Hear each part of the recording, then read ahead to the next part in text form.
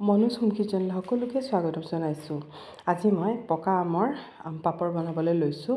তাৰ কাৰণে মই আম 5টামান লৈ লৈছোঁ। লৈ পেলাই ভালকৈ কাটি ল'লোঁ, সৰু সৰুকৈ কাটি ল'লোঁ। কাটি পেলাই এতিয়া মই এইখিনি গ্ৰাইণ্ডাৰ বাতি এটাত ট্ৰান্সফাৰ কৰি এইখিনি একেবাৰে মিহিকৈ পিচি ল'ম। একেবাৰে মিহিকৈ পিচিব আৰু গোটা নাৰাখিব।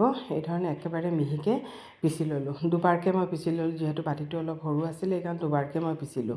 গোটেইখিনি মই পিচি ল'লোঁ। তাৰপিছত মই এখন ফ্ৰাইং পেন লৈছোঁ আৰু যিটো মই ননষ্টিক লৈছোঁ। ননষ্টিক ল'লে মানে কি হয়, বহুত নষ্ট নহয়। এনেই কেৰাহী ল'লে মানে অলপ লাগি যায় আৰু যদিও নাথাকে তেতিয়াহ'লে কোনো হেৰি নাই, কেৰাহীটো বনাব পাৰে। আৰু এতিয়া এইখিনি মই অলপ ভালকৈ মানে গেছত পাতি দিছোঁ।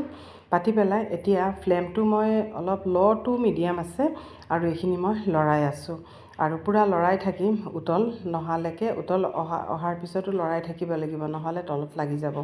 এতিয়া উতল আহি গ'ল, সেই সময়তে মই আধা কাপ চেনি দিছোঁ।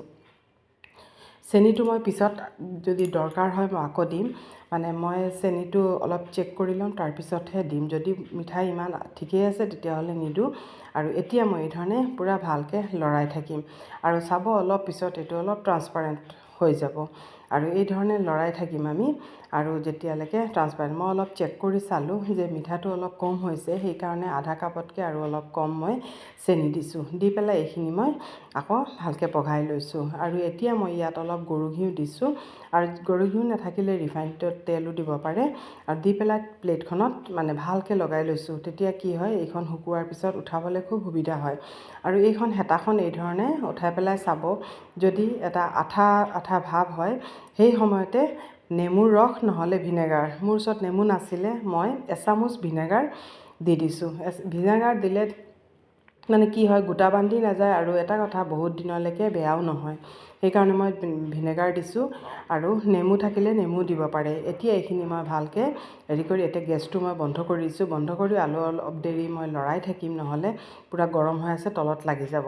এতিয়া মই যিখন প্লেটত মই তেল হেৰি কৰি ৰাখিছিলোঁ, ঘিউ লগাই ৰাখিছিলোঁ, এইখনতে মই এতিয়া এইখিনি ঢালি দিলোঁ। ঢালি পেলাই এইদৰে প্লেটখন হেৰি কৰিব যাতে পূৰা পাতল হৈ যায়। পূৰা পাতল হ'লে কি হয়, এদিন বা দুদিনৰ ৰ'দতে মানে ভালকৈ শুকাই যাব। এয়া চাওক, পূৰা মেলি মই এই ধৰণে পূৰা পাতল কৰি ল'লোঁ।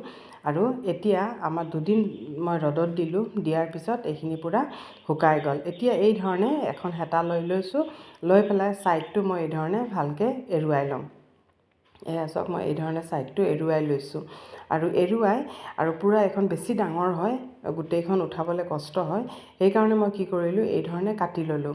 কাটি ল'লে তেতিয়া কি হয়, ভালকৈ উঠাই চাওক কিমান ধুনীয়াকৈ উঠি গৈছে, দেখিছে নহয়, খুব ধুনীয়াকৈ উঠি গৈছে। এয়া চাওক কিমান ধুনীয়াকৈ উঠি গৈছে আৰু পূৰা ধুনীয়া পাপৰ হৈছে। 2 দিনতে ৰেডি হৈ গ'ল, খালি ৰ'দটো থাকিলে। আৰু যদি ৰ'দ নাথাকে তেতিয়াহ'লে আপোনালোকে ফেনৰ বতাহতো এনেকুৱা 2 দিন বা 3 দিন তেনেকুৱা ৰাখি পেলাই বনাব পাৰে। আৰু মই এইখন এই ধৰণে বনাই পেলাই থৈ দিছোঁ। ল'ৰা ছোৱালী ইমান ভাল পায়। এয়া চাওকচোন কেনেকুৱা লাগিছে, কমেণ্ট